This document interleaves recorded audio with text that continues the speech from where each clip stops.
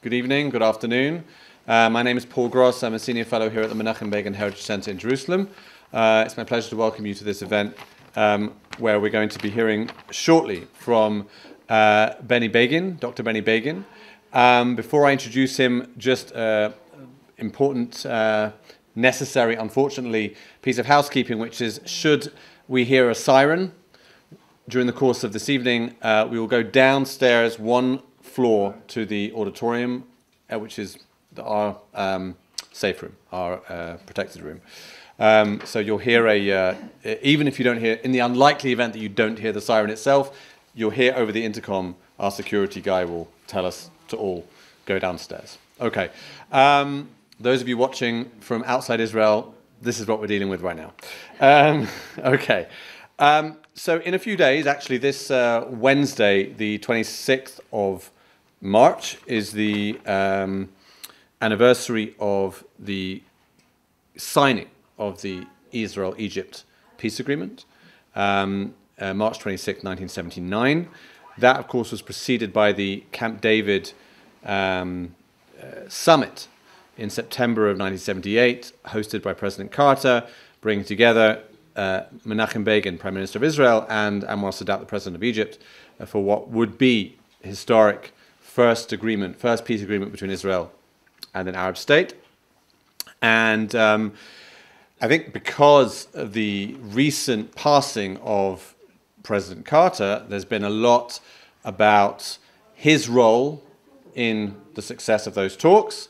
If you want to read a book which challenges some of that, then I can recommend Gerald Steinberg and Ze'ev Binyamin's book, which we at the Begin Center helped produce, which talks a lot about Menachem Begin's role in the success of those talks. But we're going to be hearing about Begin's contribution to the success of the talks, and particularly from the perspective of his long-standing principles and worldview, which he held from his days back as leader of the Irgun, all the way through the years in the opposition and then as prime minister, and how those played out in the peace talks. And we're going to be hearing about that from someone who I think is probably more qualified than anyone else to talk about that, someone who knew the man better than anyone else we could have found, which is, of course, his son, Ze'ev Binyamin Begin, best known to his friends as Benny Begin. I'll just briefly introduce him.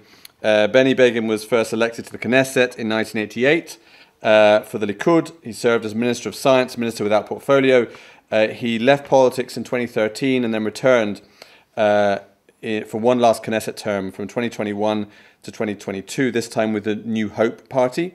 He has a doctorate in geology from Colorado State University and head of the Geological Survey of Israel from 2005 to 2008.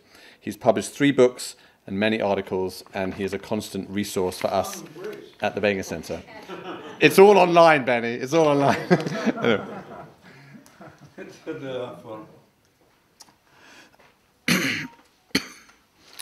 Thank you, Paul, for this introduction. Sometimes they are longer, so this is very nice. So the topic is already known to you. I'm a little cold, I'm sorry. Can we extinguish this? איפה? רגע, אנחנו מקליטים את זה בשבילנו? אז אפשר פה לכבות אחד, או פעם שעברה זה לא הלך? זה לא בטוח שזה יעבוד פה. אוקיי. בסדר, אם רואים.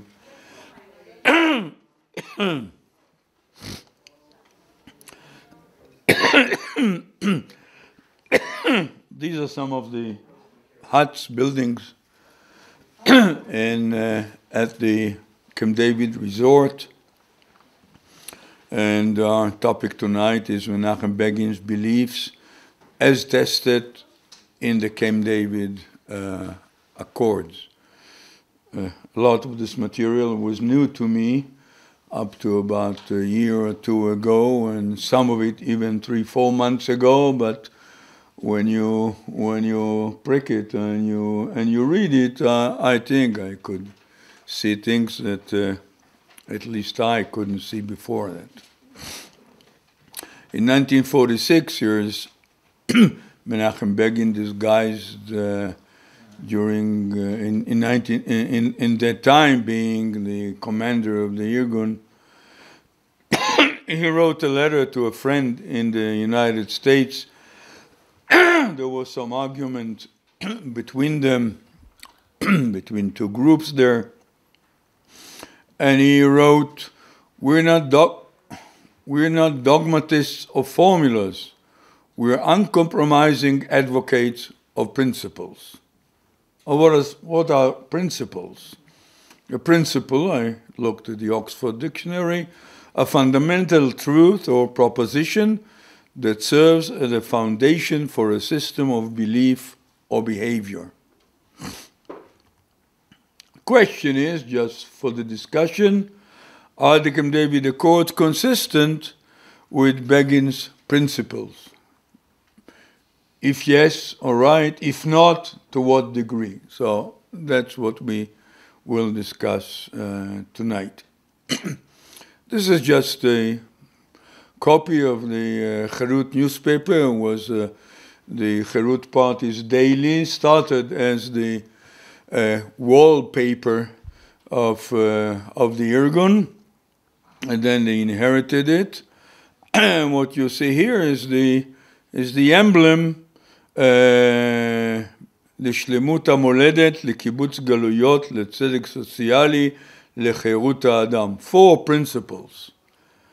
To the integrity of the whole land, to the gathering of the Jews, to social justice, to the freedom of man. All of them nice. And combined together, we may refer to them as representing a national, I didn't extinguish it,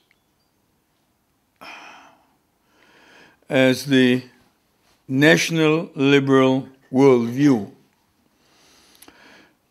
In the national liberal worldview, things are not easier for those who carry it, because you have to balance constantly between human rights on one hand and the needs of the nation on the other hand, and on many occasions they do conflict.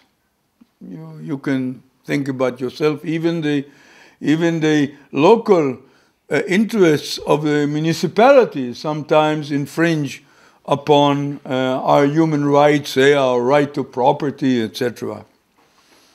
And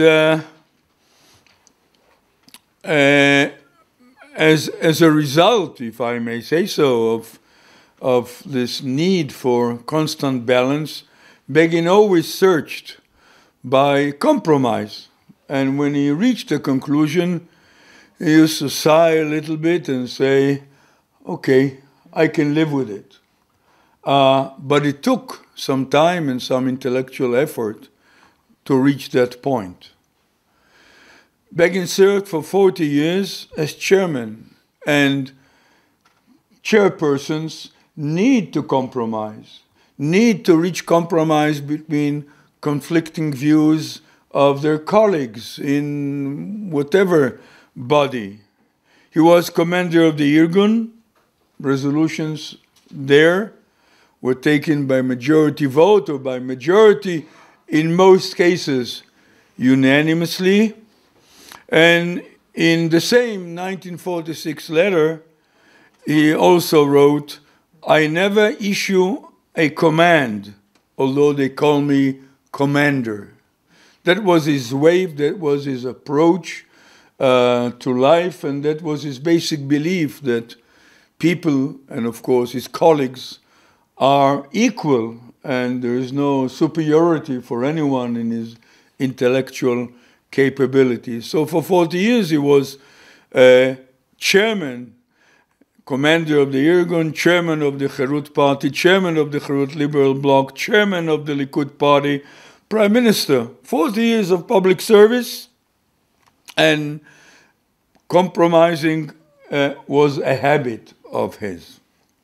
So we start at what I call stage one. It's a rather long one, 48 to 1977. What we'll try to discern there is some of the roots that led later to the Camp David Accords. In May 1948, emerging from the underground, Begin delivered a speech still in the secret radio station of the Irgun, and within that, it's about half an hour of a recording. He quoted from Ze'ev Jabotinsky's poem of 1929, "There shall thrive with abundance and joy the Arab, the Christian, the Jew, as my flag, so honest and pure, purifies my Jordan's both banks." How's that? Okay? Well, We had a back and forth about that. yeah, we had some. We exchanged advice on that. I think I found a balance. Okay. My flag, so honest and pure, purifies my Jordan's both banks.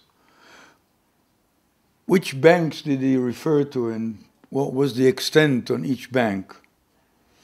He proceeded, "The homeland is a historic and geographic whole.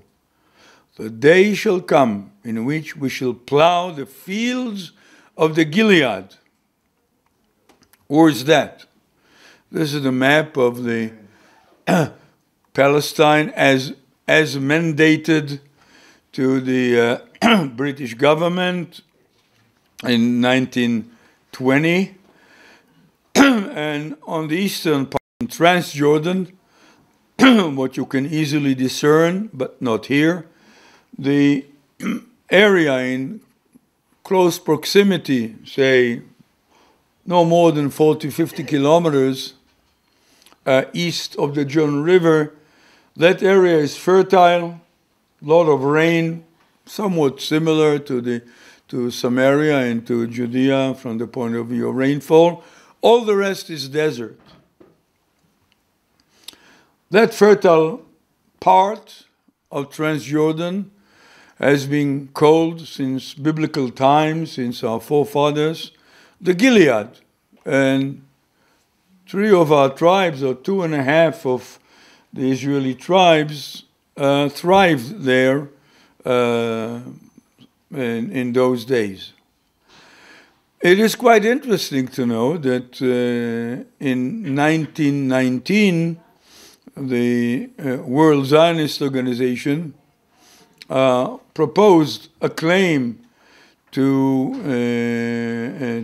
the League of Nations, and this is the map. And what you see, if you look at the northern part, it does include the southern part of Lebanon. They said we will need the water, but also the Gilead, because we would need, for millions of Jews, we would need fertile lands to cultivate. And that was the map that they annexed to their report. This map was actually used by the Zionist movement.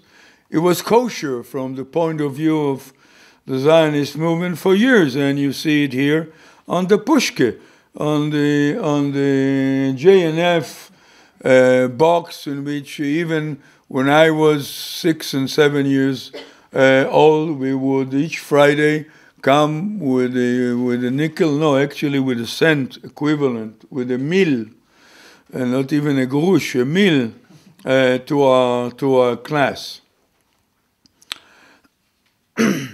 I'll show now I'll take off for a minute, and I'll show the path of the Polish army from Uzbekistan in the southern USSR to Eretz Israel back in 1942.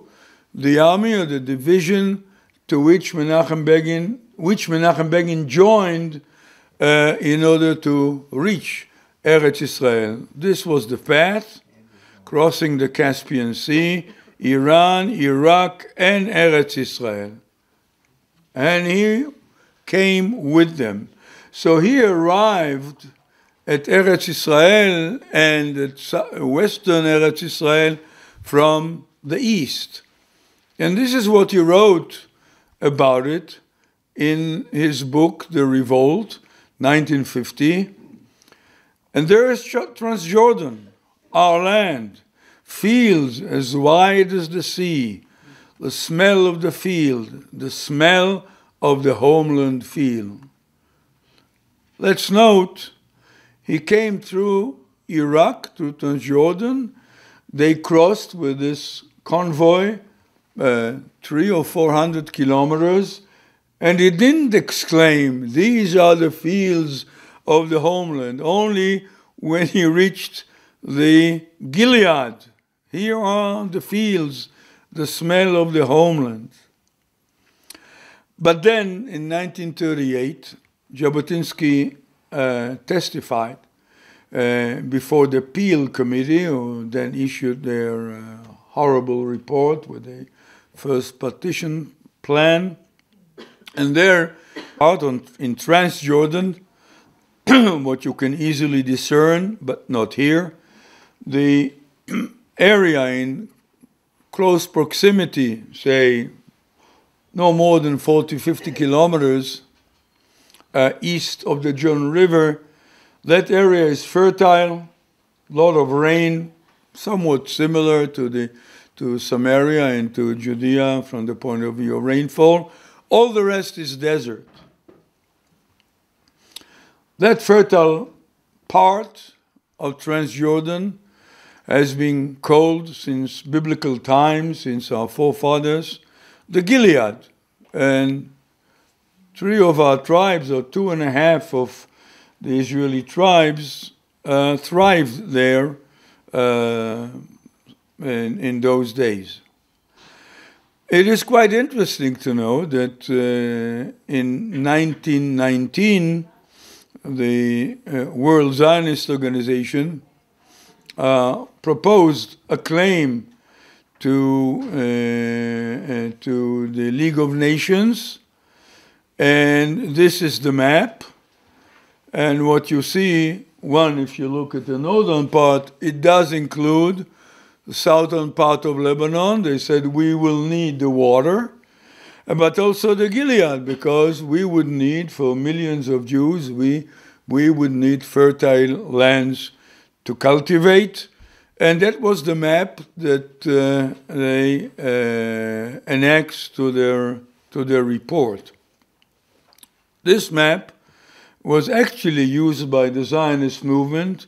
It was kosher from the point of view of the Zionist movement for years, and you see it here on the pushke, on the JNF box, in which even when I was 6 and 7 years old, we would each Friday come with a nickel, no, actually with a cent equivalent, with a mil, and not even a grush, a mil, to our class. I'll show now I'll take off for a minute, and I'll show the path of the Polish army from Uzbekistan in the southern USSR to Eretz Israel back in 1942.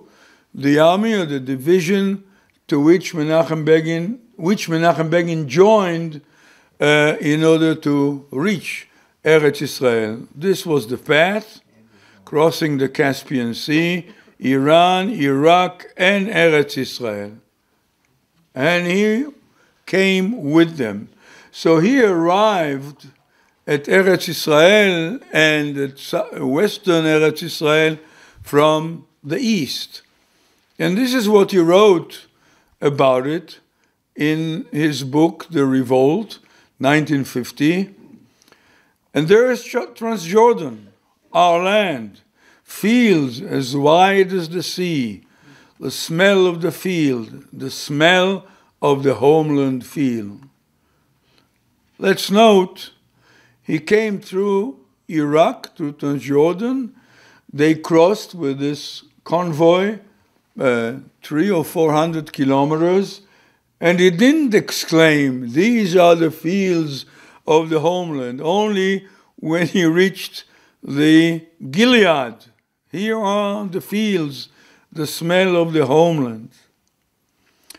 But then, in 1938, Jabotinsky testified before the Peel Committee, who then issued their horrible report with the first partition plan.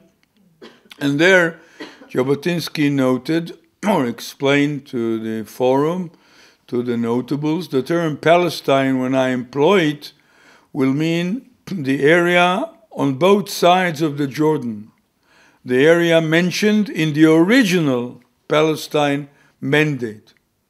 In that sense, in that opportunity, he extended the meaning of Eretz Israel, or the meaning of Palestine, to include all that area, and he explained it by the need to host in our country millions of Jews who are in trouble, especially in Europe. So that was on March 38, and then lo and behold, somehow in November 38, in the weekly Betar revisionist organ, Jerusalem Liberated, in Polish, the young lady who was in charge, who was the editor, she was the writer, she was everything. She initiated it. She was very active. And she printed that map. You see both sides. You see that she invented a gun and a probably Jewish hand holding it, and she added the slogan in Polish, Tylko tak, only thus. And almost immediately, that emblem, that symbol, was adopted by Irgun members of the time in Eretz Israel. So you see the similarity, and you see the slogan in Hebrew, Rak kach, only thus. I'm not sure that Menachem Begin, when he came, he was a little disconnected, detached from the events when he was first isolated in Vilna after the war, the World War II erupted, and then he was imprisoned, then he was sent to Siberia for a short period, and it took him time. But he obviously adopted that symbol, at least partly because the Charut party presented itself as the heir, political heir, of the Irgun in those days. You see here, within the campaign of the Charut party in the first elections, you see Menachem Begin, by his side sitting is Chaim Landau, and you see the poster, Moledet v'Cherut, homeland, freedom, and it still persisted also in 1956. And this is the small pin that people wore in the Fourth National Convention of the Charut Party, the same symbol. How about the Sinai? Well, the Sinai was not included by the British or by the League of Nations. It was not requested by the British when they filed their request to the League of Nations. But during the Sinai campaign, October 1956, you see the arrows showing the progress of the Israeli army deep into the Sinai and deep south to as an internal inalienable right.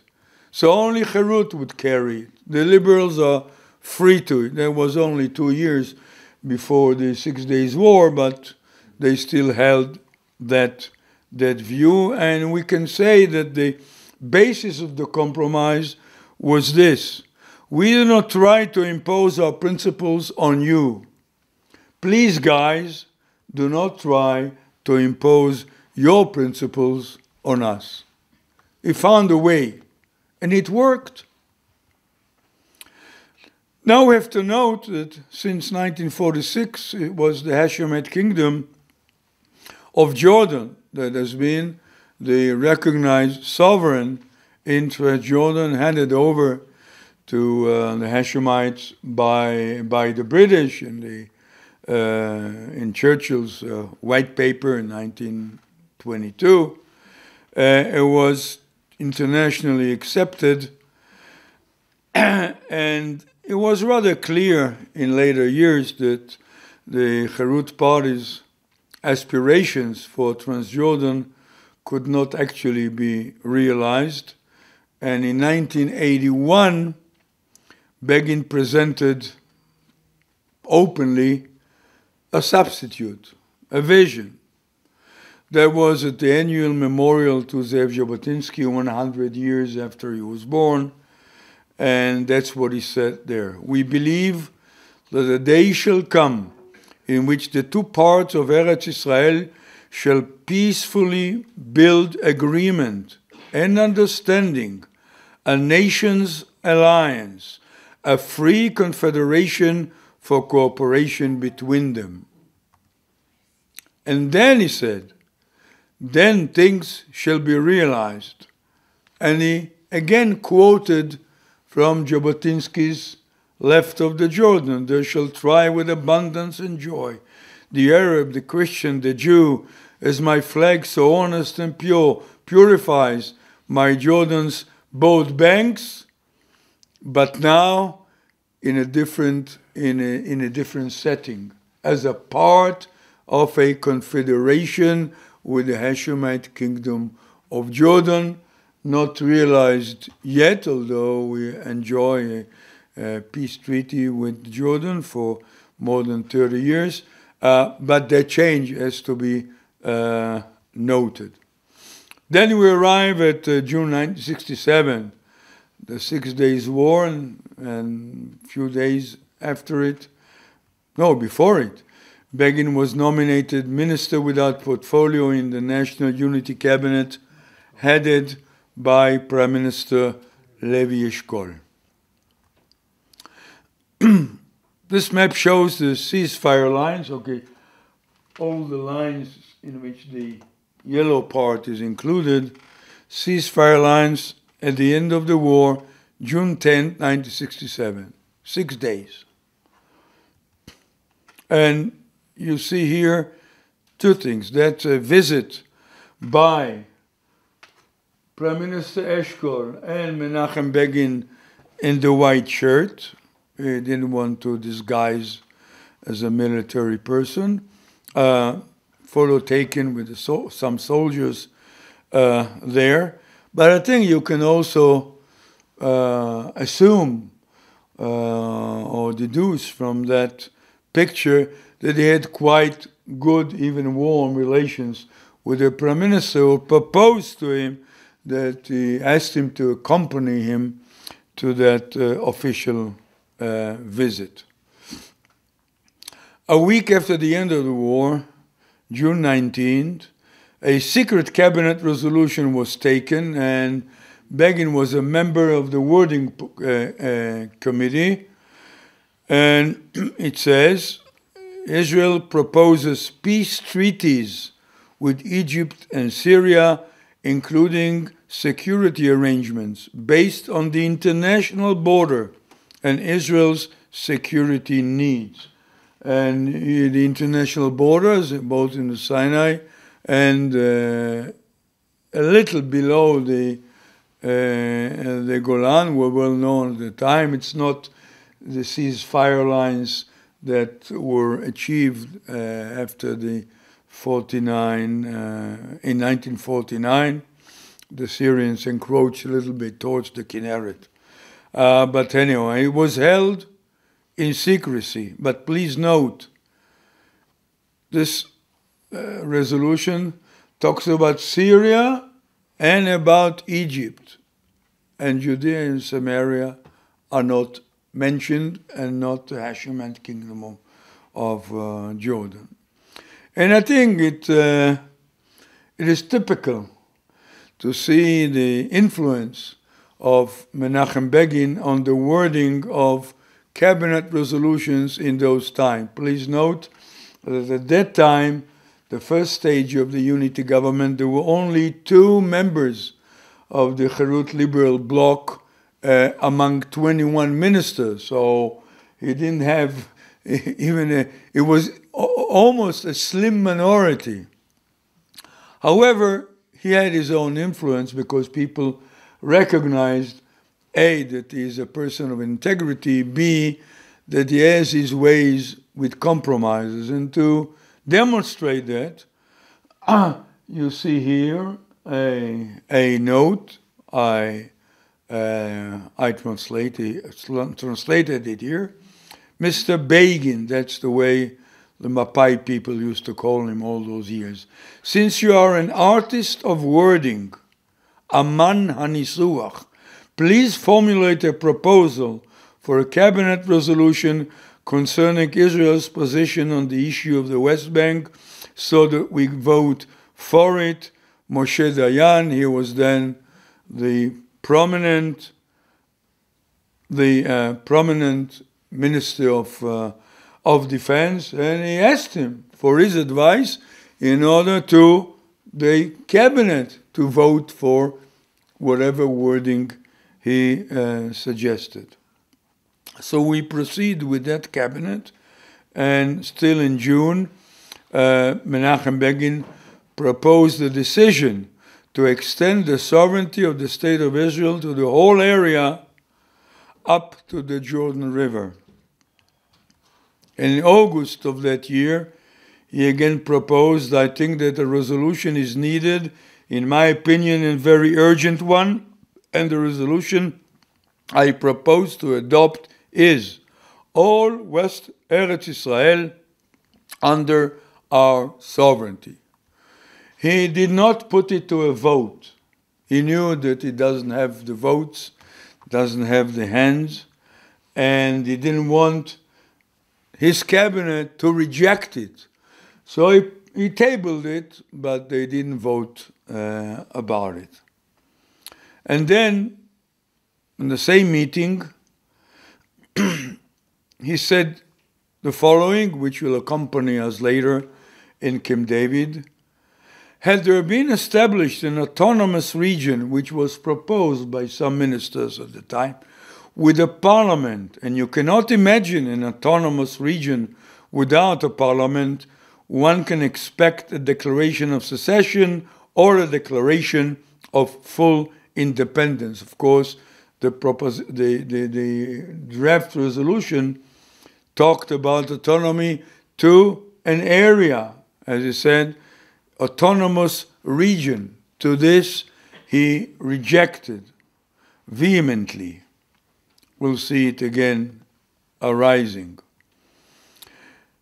And in December 1969, now after the passing away of the excellent, clever and wise Prime Minister Eshkol, a new cabinet had to be formed, this time led by Prime Minister Golda Meir, and they reiterated the same formulation, and as far as my recollection goes, it was to a large extent proposed by Menachem Begin. In the absence of peace treaties, Israel shall continue to fully maintain the situation as determined through the ceasefire.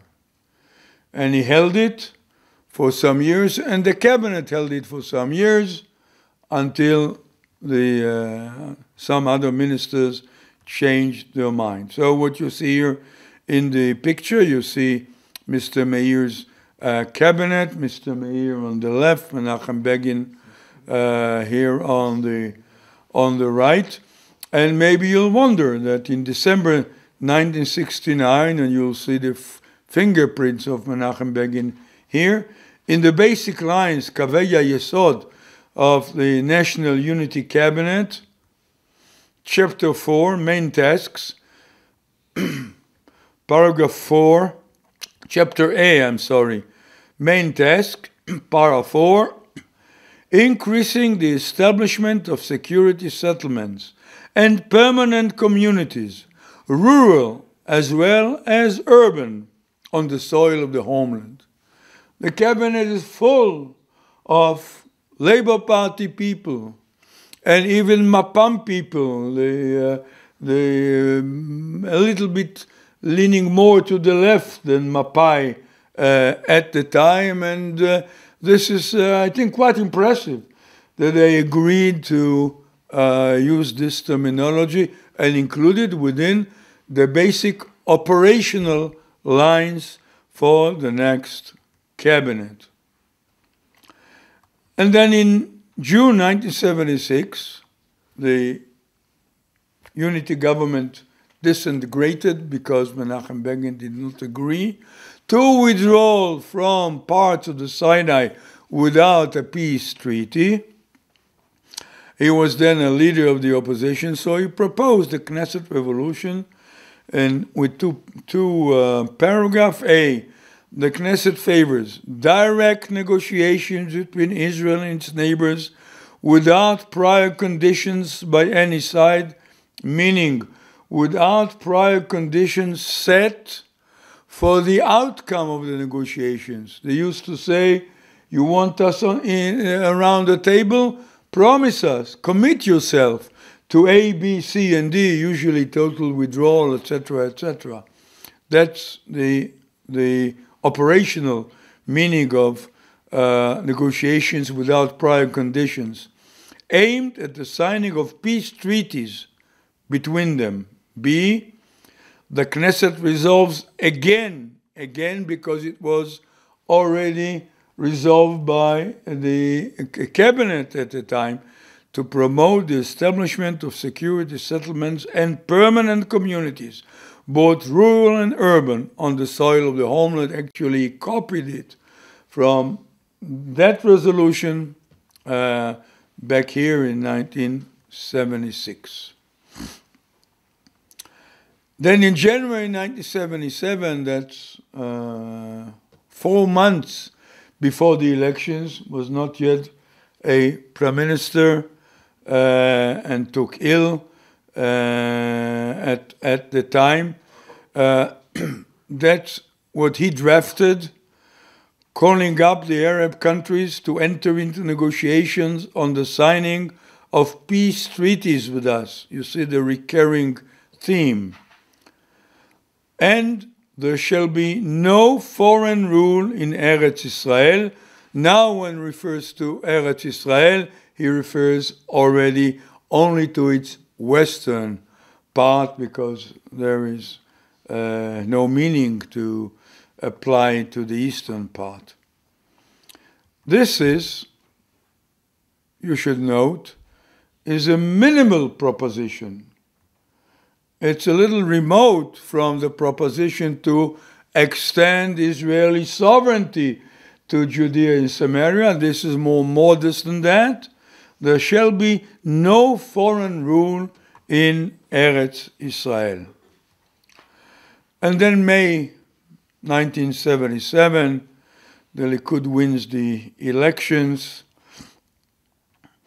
and in his speech, in one of the last parts, he said, I would like to also thank my 8 grandchildren who wrote that they are also for Begin, because he's a good grandpa, Sabatov, and we shall return to it at the end of the lecture.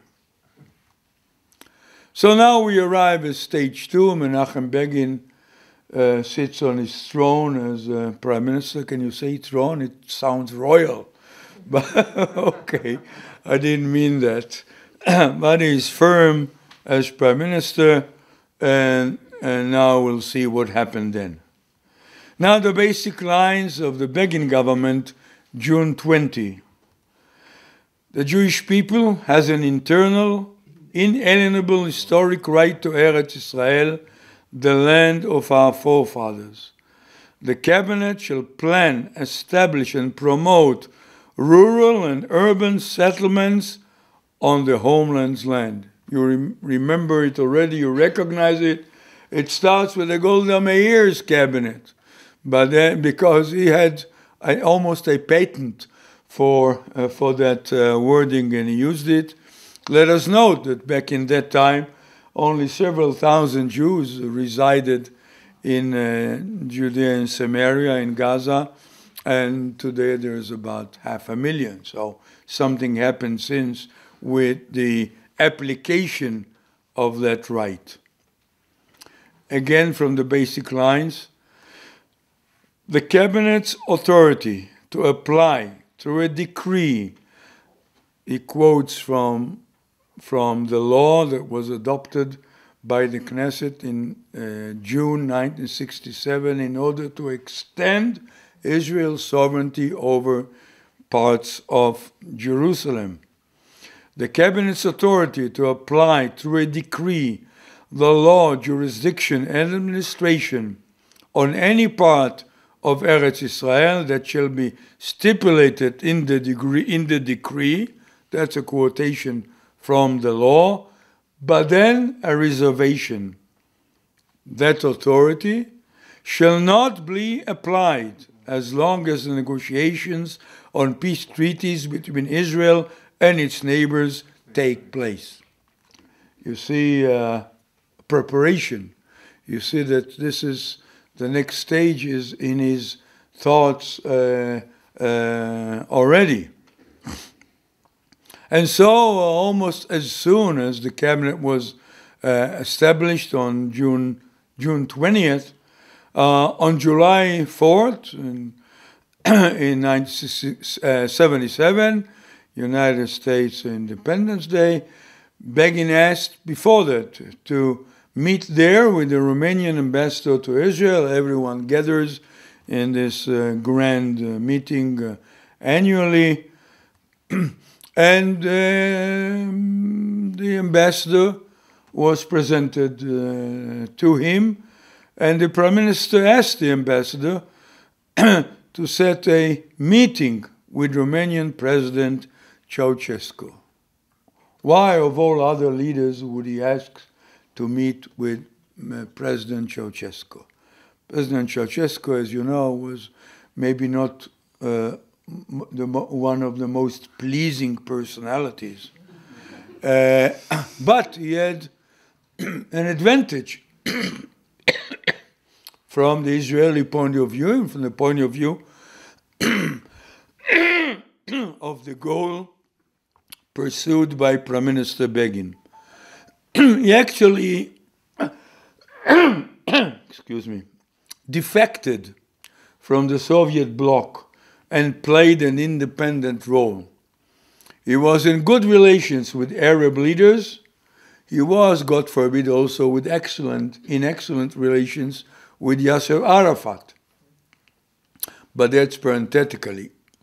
So Menachem Begin found it fit to ask to meet with him in order to proceed with his plan.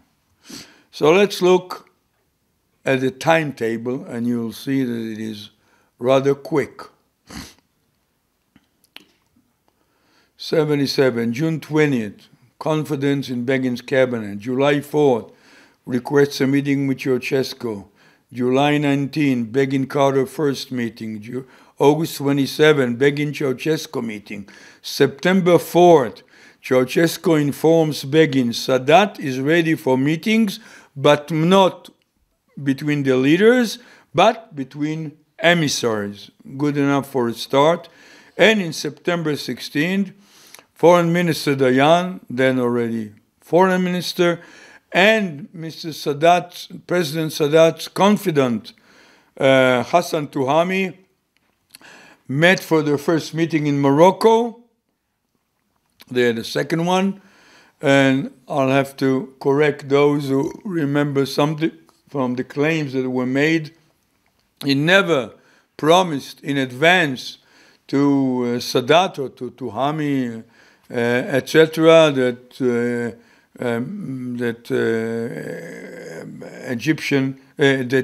Egypt will regain the whole of the Sinai Peninsula, which was the end result of the negotiations, but not at that time.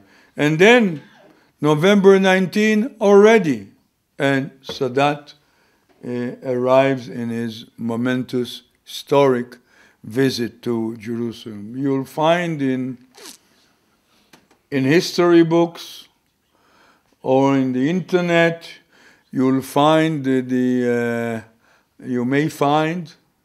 will find that negotiations for peace in the Middle East started in the bottom line. But as you saw, it is an incorrect reading of the facts as we know, and I think many people know, but some of them disregard. In September 1977, an important development took place. The United States diplomacy, which played for a long time with a vague terminology, peace agreements through the Geneva Convention, convening all rivals together, and of course had to expect that nothing could come out of such parley. But then they changed their mind or their approach, and they adopted the concept, as you now well know. Peace treaties and not peace agreements. Peace treaties are well defined in international law and in the tradition of international diplomacy.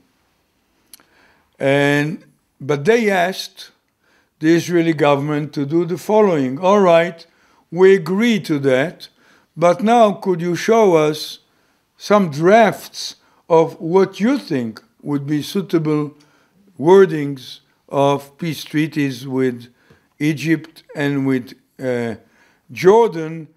And I think it is significant that in the draft treaty with Jordan, what it says, he repeated the same wording, modest wording, I should say. No part of the area shall be relinquished to foreign rule. And you remember that from some previous expressions. So then came President Sadat in his really historic and bold, courageous visit to Israel. And then the dilemma arose clearly.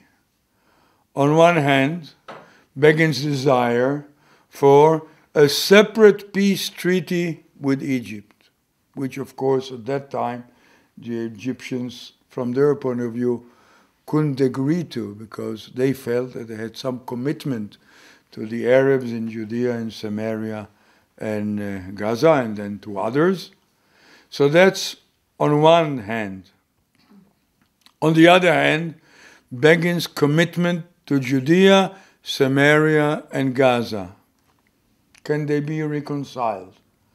That was the great and grave question before him that had to be resolved, and he looked for it, meaning he searched for it in his head, and it was quite a fertile head, as we know. And on November 30th of that year, Begin formulated his first draft proposal of the plan for self-rule, autonomy for the Arab inhabitants in Judea and Samaria and Gaza. I underline inhabitants and not the area, as we saw his objection when autonomy to the area was proposed in the Israeli cabinet some 10 years beforehand. This is in his handwriting, one, not the first, I think, one of the first drafts that he proposed, and just read the first two articles. The Palestinian Arabs, inhabitants of Judea, Samaria, and Gaza district, Arabs, inhabitants, will enjoy full autonomy. For this purpose, a self-governing authority, administrative council, meaning not a legislative council, shall be elected by the Arab inhabitants of Judea, Samaria, and the Gaza district. This is the gist of it, but then there's some dozen, maybe 20 or 30 articles. The main points of Begin's plan for autonomy, which looked at the time, in some respects, looks now far-fetched. In Judea, Samaria, and Gaza, an administrative self-rule autonomy shall be established by the Arab inhabitants and for them. Security and public order in the areas of Judea, Samaria, and Gaza shall be vested with Israel's authorities. The inhabitants of Judea, Samaria, and Gaza, irrespective of citizenship or lacking citizenship, are given, quite far-reaching, the free choice to accept Israeli or Jordanian citizenship. Please note, this is not a peace treaty. This is only with the local inhabitants or with Jordan. This is under the umbrella of an autonomy. And still he was bold enough to propose it, but then, should be admitted, it vanished with time and evaporated this way or the others. I'll open parentheses and try to give you a more realistic and practical picture of the meaning of the first article here. Security and public order in Judea, Samaria, and Gaza shall be vested with Israel's authorities. And when there was an attempt, back in 1993, to depart from that and to give away to the PLO parts of Judea and Samaria and the whole of Gaza, in order for them to be responsible for security, the results, as you know, were terrible. And when people told me at the time, what is it? Our Oslo plan is totally comparable or even equal to the Oslo agreement. And they used to prick me, thought that they prick me, it's your fathers. But no, you can see the difference, and the difference was translated to the death of more than 1,000 Jews, even close to 2,000 in about 10 years.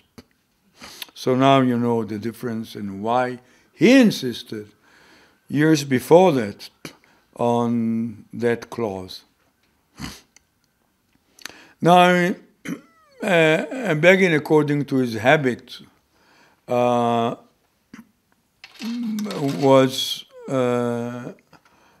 sharing with his cabinet, if not all and most of the diplomatic developments. And that's what he said in 1977 when he presented his peace plan to his colleagues.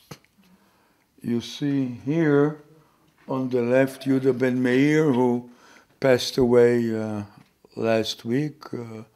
Good man, well-intended and smart. I met him several times later. Okay, that happens. I think he was 85. So he says, that's a quotation. Article 24 of the peace plan says, Israel stands on its right and claim for sovereignty over Judea, Samaria, and the Gaza district. But, knowing that there are additional claims it proposes, for the sake of a peace agreement, to leave the issue of sovereignty open. That's the first time you could see it openly and bluntly for people to understand, to agree or disagree. But you see the direction he takes in order to make a peace treaty available and feasible. And he continued, there are other claims, and we want an agreement that shall serve as a basis for a peace treaty. And he foresaw the agreement, the Camp David Agreement. It was not declared yet. And following the Camp David Agreement, a peace treaty. And since there are other claims, and hence, in order to reach an agreement, we propose that the question of sovereignty shall remain open, and that is how it shall be. You see the plan taking some flesh and some bones. November 19, as we saw, Sadat's visit to Jerusalem. December 15, Begin Carter's second meeting. December 26, on a reciprocity basis, Begin and Sadat met in Alexandria. On December 28, Begin presented his peace plan in the cabinet and then in the Knesset, all in the open. It was marching on, but it was followed by 8 months of totally futile negotiations between the Israeli and Egyptian delegations. So then President Carter and his aides stepped in. On May 1st of 1978, Begin Carter's third meeting on August 10th, the U.S. invitation to both parties to Camp David. September 5th to 17th, the Camp David folly, the result of which was a framework for peace in the Middle East. And less than 6 months later, March 26, the peace treaty signed. All this calendar and this timetable is rather fast concerning the great difference and the great difficulties and the deep and bloody history between the two countries. So let us now reiterate and underline the fact that Menachem Begin both initiated and promoted the negotiations towards the signing of the Israel-Egypt peace treaty. How? Two new ideas that he proposed in 1977. He initiated it already on June, formally with the Romanian ambassador in June of 1977, and two new ideas that he presented paved the way to the Camp David Accords in 1978, followed by the peace treaty in 1979, which were those two original ideas. A, deferring the decision on sovereignty in Judea, Samaria, and Gaza. B, proposing self-rule, autonomy for the Arab inhabitants there. It was never proposed beforehand, and without these, as you might remember, nothing could come out of those negotiations. So now we arrive at the Camp David resort, the presidential resort, I think, since President Eisenhower's time. David was, or is, Dwight Eisenhower, General Eisenhower's grandson.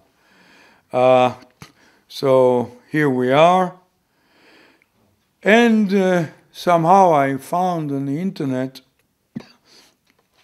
several months ago the following. There's in the State Department, if they don't abolish it now for the sake of savings, there's an Office of the Historian. The very title is very impressive. And they published last year, Foreign Relations of the United States, 77 to 80, Volume 4, National Security Policy. This is the volume. It's 2024. And it includes the following. I didn't know that, at least. That in September 78, in Camp David, before the arrival of President Sadat and Prime Minister Begin, President Carter took for himself several dozens of personal notes, and they published them. Though about maybe 30, 40, I don't know, but I extracted the relevant ones for us tonight. 242, basis of negotiations on all fronts. End military government in West Bank. No new settlements. When you look at it, in red, the agreement finally mentions peace treaties based on Security Council Resolution 242 and 338 in all the parts and not on all fronts, which was very itchy for Menachem Begin because he didn't want to commit himself to an agreement with Egypt about Syria and, of course, about Judea and Samaria and Gaza. End military government in West Bank, not included in the agreement. No new settlements, not included in the agreement. But now, lo and behold, 3 more points by President Carter. Leave West Bank sovereignty open 5 years. Give credit to Begin Home Rule Plan 5 years. No independent Palestinian state. Long-term Israeli security presence on West Bank, which is actually adopted directly from the so-called Begin's plan, and it was a good introduction to the end result, although it was still difficult to close all ends. So here's the Israeli delegation at Camp David. I wouldn't present to you all these gentlemen. They consulted daily or twice a day, very openly, and the discussion was open. And on day 1 of the parley, Begin informed the members of the Israeli delegation that in his meeting with the presidents of the United States and Egypt, he had told President Sadat the following. It's all in the minutes taken by Eli Rubinstein, I think. Okay. The same applies, he said, the same applies to Judea, Samaria, and Gaza, which with all my heart I believe they are ours, but we do not ask you to accept it. Hence, the question of sovereignty is left open.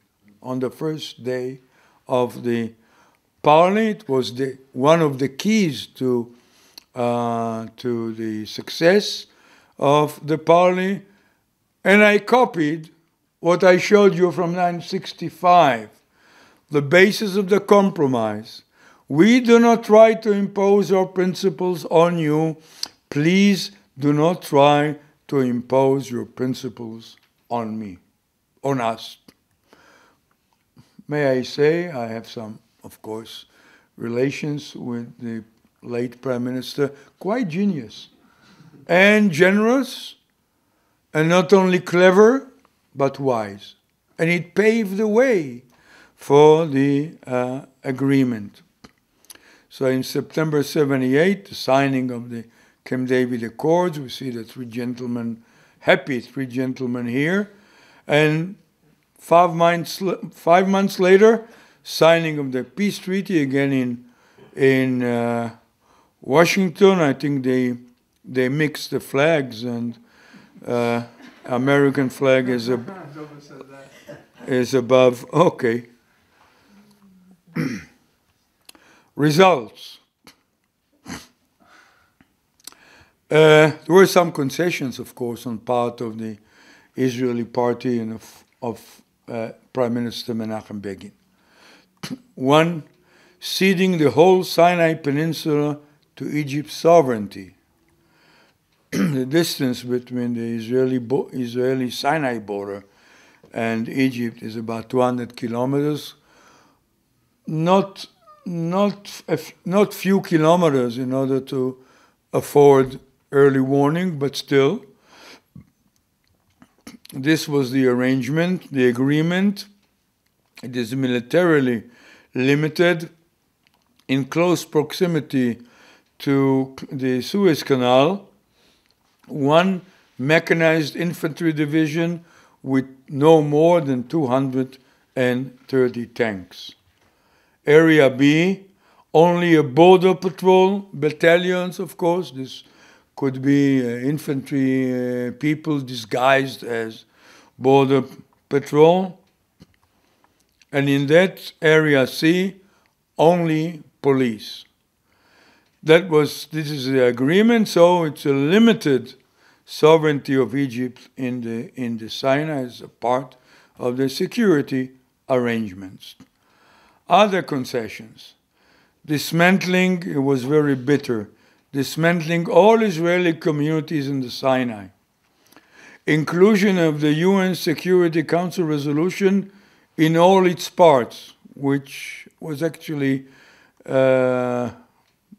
almost rejected, or at least despite the liking of Prime Minister Begin. Inclusion of the expression, the legitimate rights of the Palestinian people and their just requirements. They invented a formal way out of it. Later, Chief Justice Aaron Barak was very creative in that sense, but we'll proceed. And then there were some articles in which you could see both concessions, but advantage in the same time. The negotiations among Egypt, Israel, Jordan, and the representatives of the inhabitants of the West Bank and Gaza to agree on the final status of the West Bank and Gaza. Of course, under such arrangement, it prevents the application of Israeli sovereignty in Judea, Samaria, and Gaza unless you get, not naturally, without the consent of the partners. But what is the advantage? It also prevents the application of foreign sovereignty without the consent of Israel. So you could hold it both ways. Let's see how Menachem Begin viewed it and explained it in the cabinet, in the basic lines of his next cabinet, openly, 1987, Article 7. 81. The autonomy, as agreed in Camp David, is neither sovereignty nor self-determination.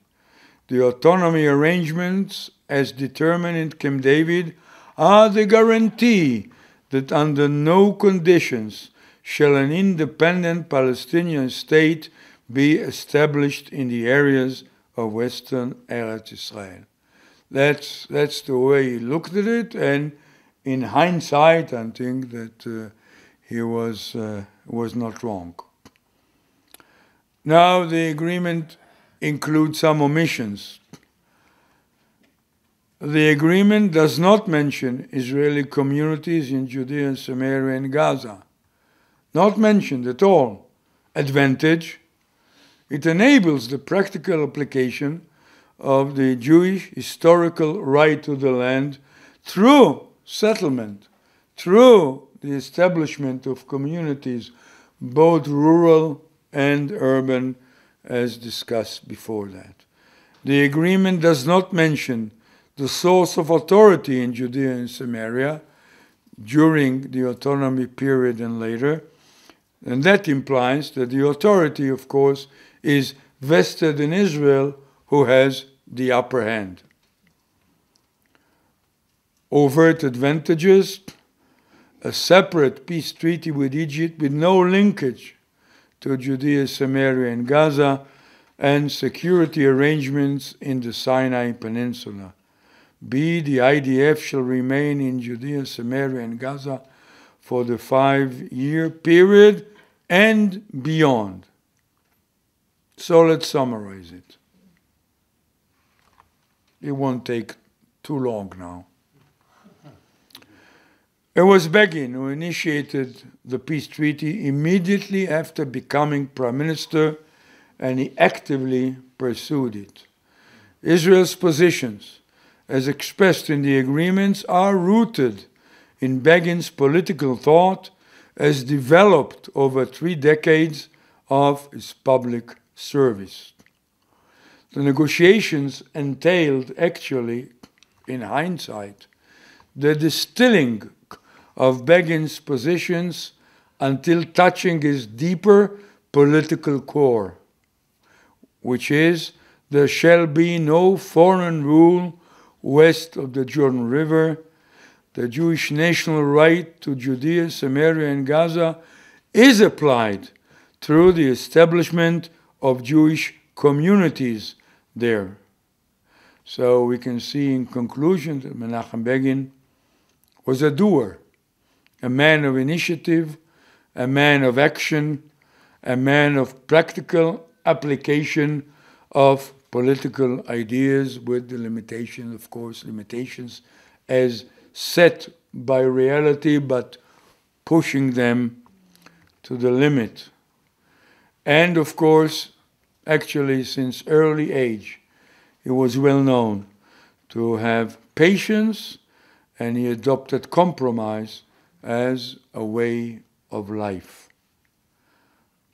Now I shall conclude with the following. Again, back to the Aspen hut at Camp David. And at the end of it, when they all were in good mood, Prime Minister Begin asked for a favor of the 2 leaders. He said, I have grandchildren, and could you please do me a favor and sign some photographs for them? This was the photograph, one of them. Then they signed the others.